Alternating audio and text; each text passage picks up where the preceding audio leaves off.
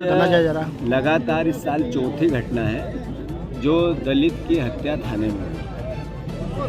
35 साल का बेटा है, एक बूढ़ी बुजुर्ग माँ है 70 साल की, दो छोटे छोटे बच्चे घर में, दूसरा आप कोई कमाने और खाने वाला बचा ही नहीं। हत्या इसलिए हुई कि 6,000 रुपये की रिश्वत टाइम पे नहीं मिली। इसलिए हुई कि मौखिक रूप से थाने के आसपास शराब बिकती है, थाने के आसपास सट्टा चलता है, जुआ चलता है।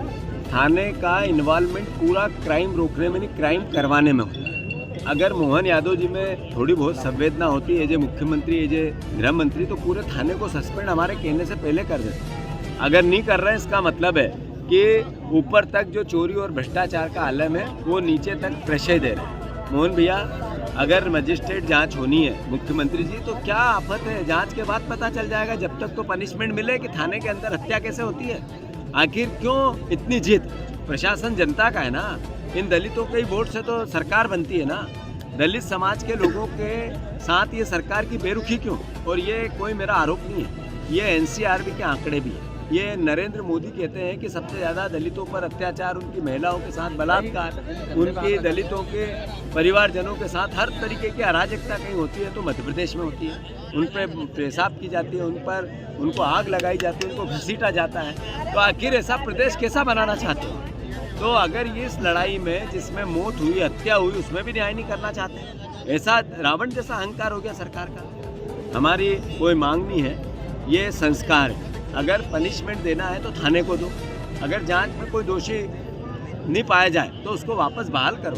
पर इस गरीब का क्या, इस बच्चों का क्या? ये 3 साल, 5 साल, 10 साल, 8 साल में ये माँ मर जाएगी। इनकी 80 साल की उम्र है, 75 साल की उम्र है। इसके बाद इन बच्चों का क्या होगा? 12-12, 13-13 साल। क्या सरकार नहीं देखेगी?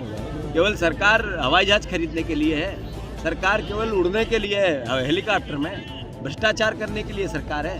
तो आखिर ये काम वो नहीं करेंगे तो कौन करेंगे? और जैसा हमने कहा, हम सब यहाँ परिवार के लोग बैठे हैं, ये हमारे साथी भीम आर्मी के लोग भी हैं, सारे परिवार के यहाँ बैठे हैं, आम जनता भी, सतवास की और आसपास की, यहाँ किसान, अलग है, 36 कौम के लोग आए हैं। ये कोई केवल दलित परिवार का इंसानियत पे भी धब्बा है। तो आखिर इंसानियत की रक्षा एक राजनीतिक स्वच्छ दिमाग से, पॉजिटिविटी से, सकारात्मकता से लड़ाई नहीं लड़े तो कौन लड़े? कोई जिद नहीं है, कोई अहंकार नहीं है, कोई हम कहें वैसी बात पर न्याय करो। और न्याय नहीं करेंगे तो हमें गांधी जी हथियार देके गए हैं, बाबा साहब अम्बेडकर हथियार देके गए हैं, उस हथियार का उपयोग करेंगे और बैठेंगे, भूख हड़ताल करेंगे।